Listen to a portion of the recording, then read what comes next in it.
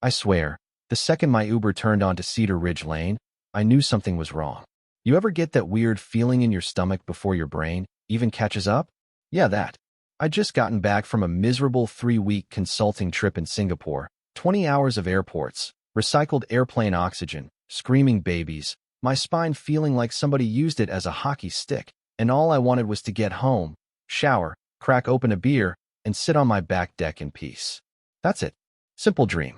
But then I looked up toward my property and almost told the driver to keep going, because for a second I honestly thought he'd dropped me at the wrong house. The hillside between my place and my neighbor's property was just gone. Not damaged, not partially cleared, gone. Like somebody had taken a giant bite out of the earth with a spoon. Trees ripped out, roots hanging in the air, dirt scattered everywhere. And in its place was this raw vertical wall of exposed soil towering over a freshly paved driveway that absolutely did not exist before I left.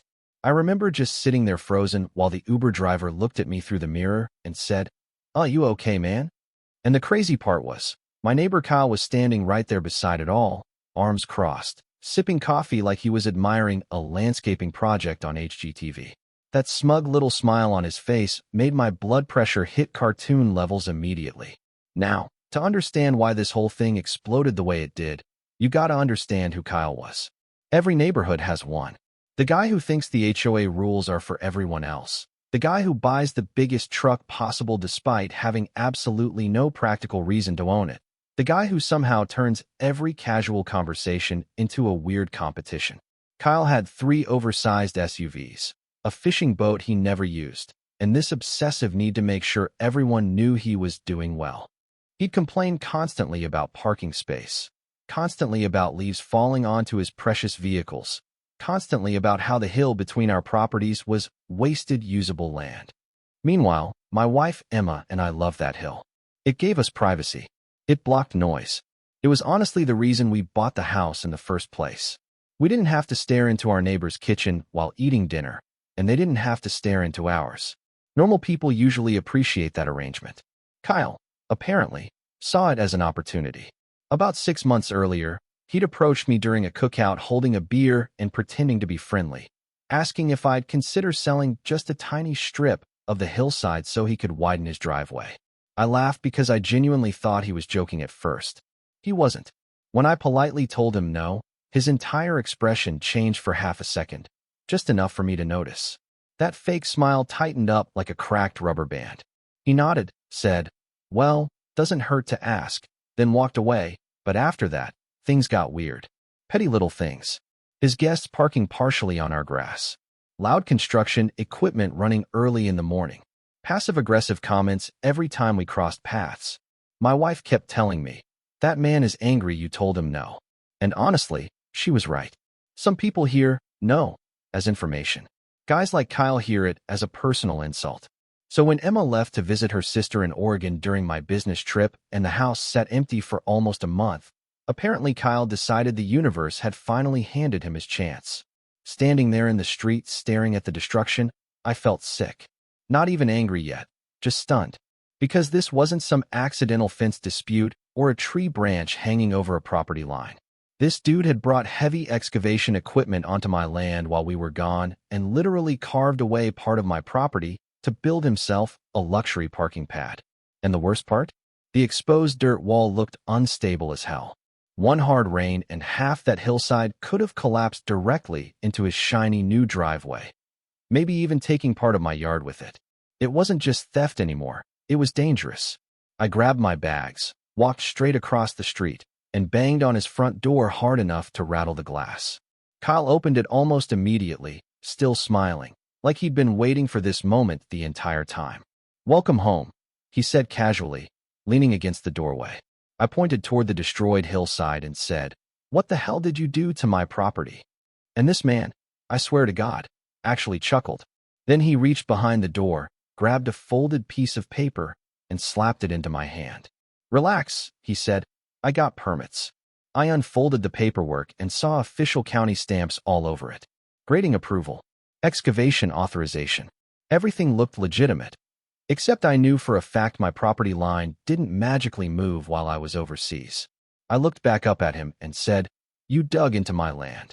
Kyle shrugged and took a sip of coffee. Good luck proving it. Then he smiled wider and added the sentence that would eventually cost him almost everything he owned. And if you're so worried about the dirt wall, he said, try making me build a retaining wall. See how far that gets you. Now let me pause the story for a second because this is where people always make the mistake of thinking, well, if the county approved it, then it must be legal. Nope, absolutely not. And honestly, this is one of the oldest tricks in the Nightmare Neighbor playbook. According to standard procedure, when somebody applies for grading permits or structural changes near a property boundary, the city usually relies heavily on the documents submitted by the homeowner or contractor. They don't send Batman out there with laser scanners verifying every inch of dirt before approving paperwork.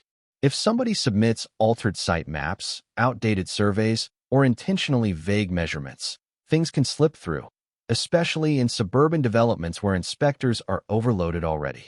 From a legal perspective, Kyle wasn't just dealing with a property disagreement anymore.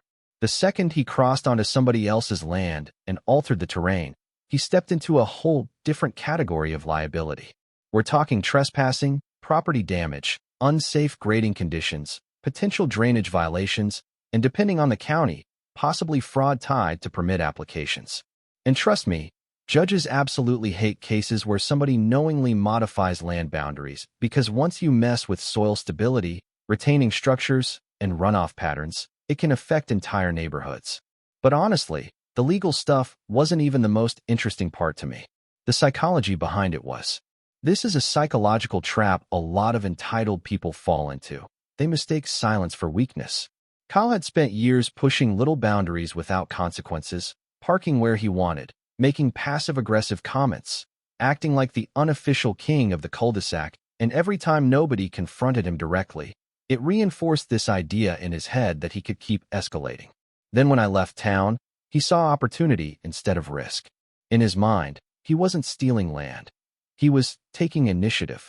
That's how people like this justify insane behavior to themselves. They convince themselves they deserve something badly enough that normal rules stop applying. And the really dangerous part? Once someone publicly commits to that level of arrogance, they almost never back down gracefully because admitting fault would destroy the image they built of themselves. Which meant Kyle was about to double down, hard.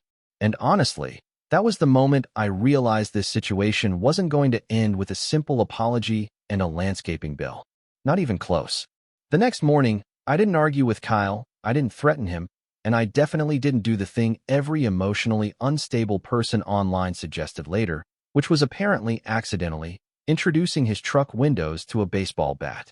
No, I made coffee, sat at my kitchen table staring at that destroyed hillside, and started making phone calls.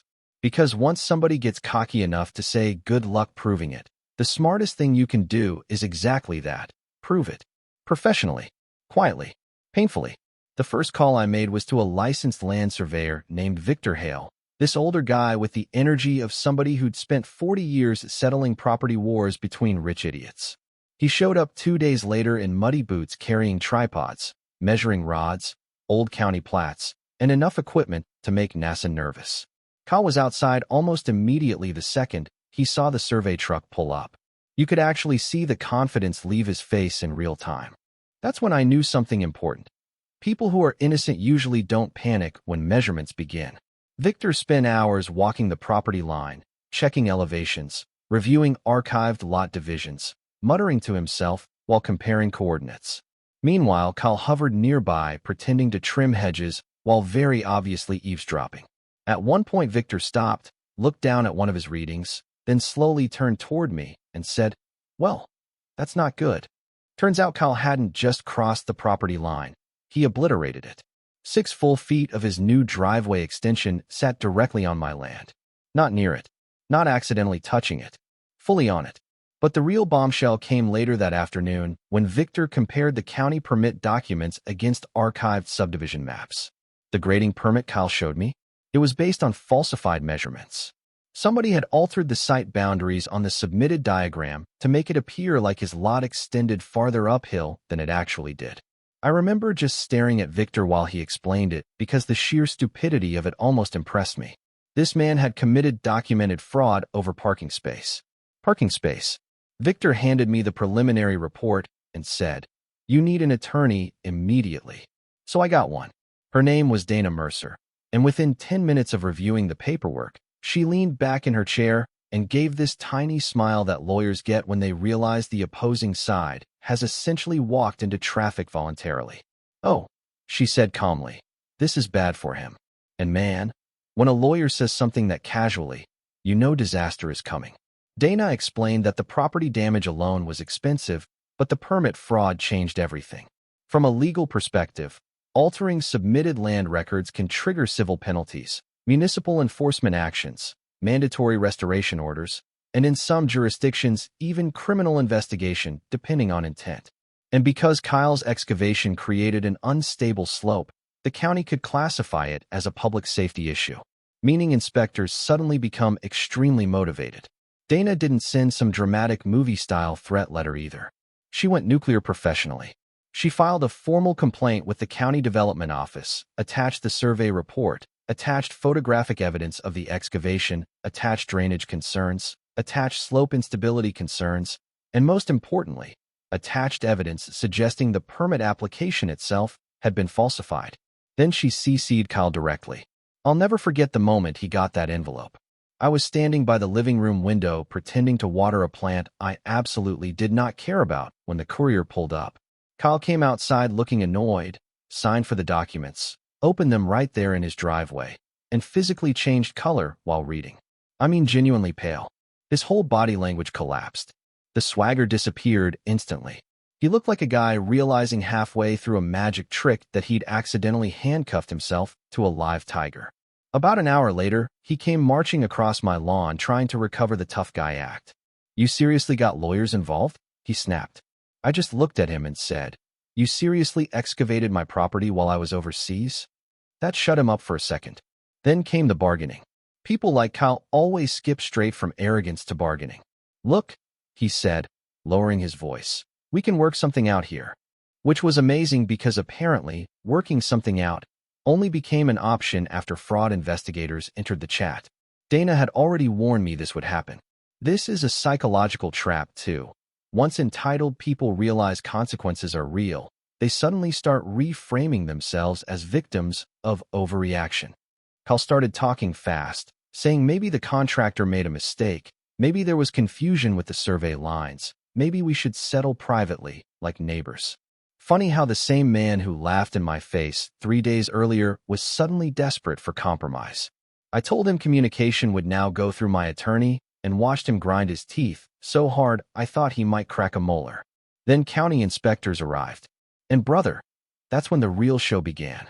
3 county vehicles rolled into the cul-de-sac the following week, and the energy changed instantly. Inspectors walked the excavation site with clipboards while Kyle followed them around sweating through his polo shirt, trying to explain everything.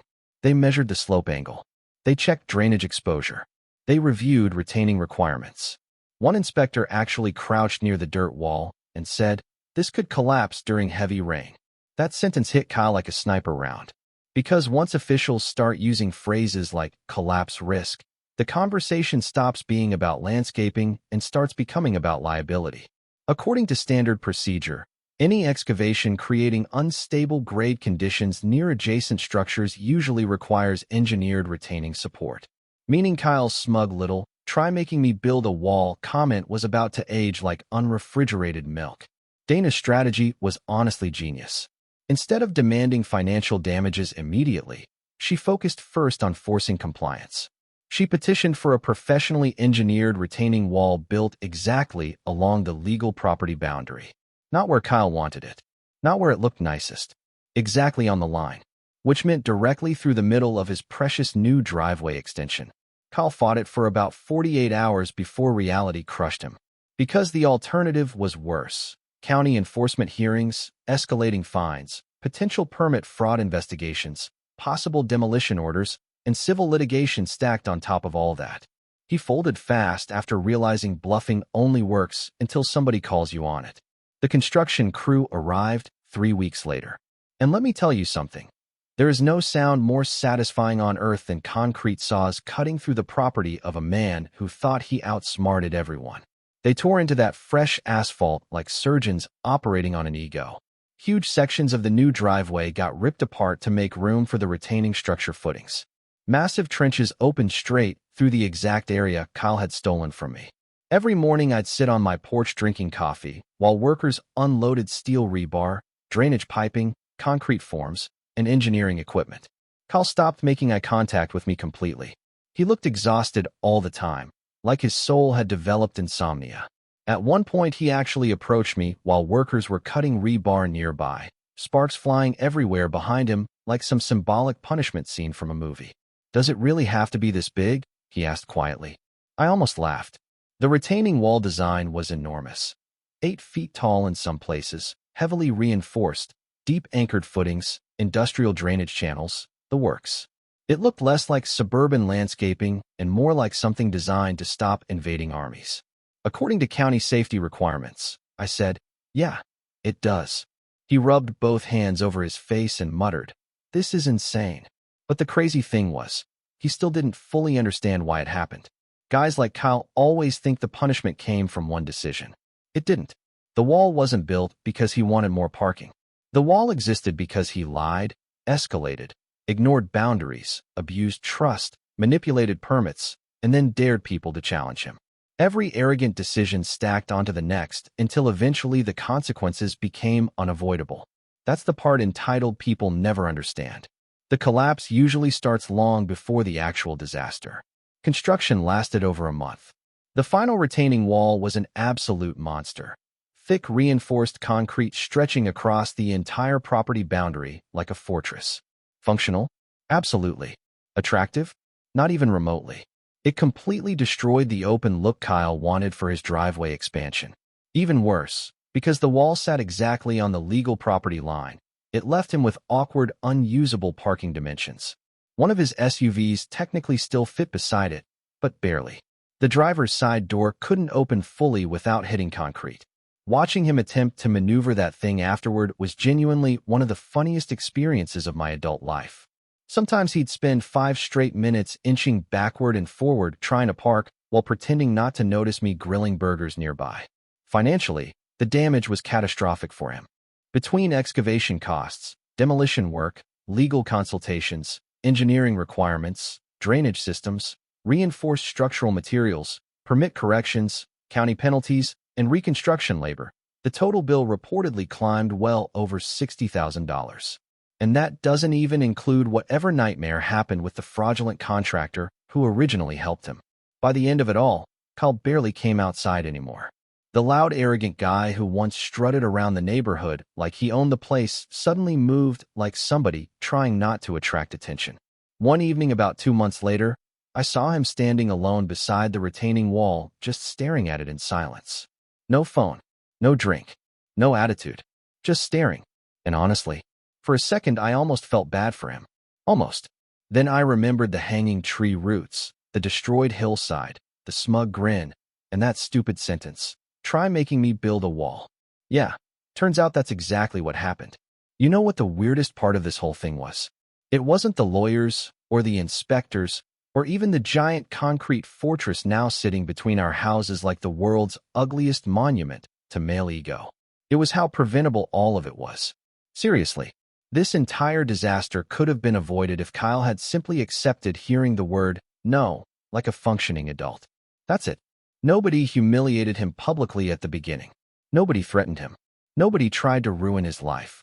He asked for something that wasn't his, got denied politely, and instead of moving on, he treated that rejection like a challenge to his authority.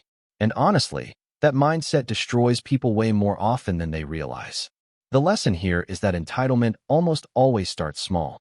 It begins with little boundary violations people excuse because confronting them feels exhausting. A neighbor parks 6 inches onto your lawn, somebody borrows part of your property temporarily, someone bends HOA rules because they think they're special, and if nobody pushes back, the behavior escalates. That's why situations like this explode so dramatically.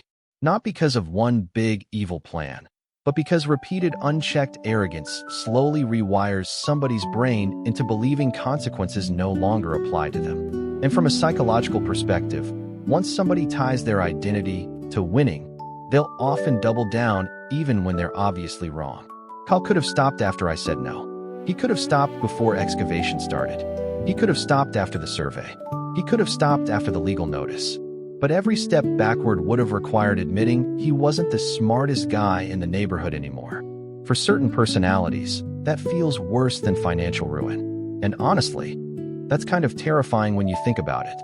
According to standard procedure, property disputes are usually boring paperwork battles that get resolved quietly with surveys and signatures. But when ego gets involved, people start gambling with things they absolutely cannot afford to lose: money, reputation, even criminal exposure sometimes.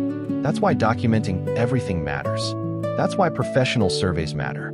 That's why verbal agreements with difficult neighbors are basically worthless. Because the second things go bad, memory suddenly becomes very flexible. And look, I'm not saying every annoying neighbor deserves a $60,000 concrete punishment wall dropped onto their driveway, like divine judgment from the suburbs. But I am saying this: boundaries matter. Property boundaries, personal boundaries, emotional boundaries, all of them. The second someone believes they can cross yours without consequences, the situation changes completely. Anyway, I want to know what you guys think, because this story split people right down the middle when I first told it. If you came home and discovered your neighbor literally excavated part of your property while you were gone, what would you have done? Would you have tried to settle privately? Would you have sued immediately? Or would you have gone full nuclear like this situation did? Drop your thoughts in the comments, because honestly, I can already tell this one's going to start arguments. And if you've ever dealt with nightmare neighbors, insane HOA drama, or people who thought rules didn't apply to them, hit subscribe, because trust me, the suburbs are way more chaotic than horror movies sometimes.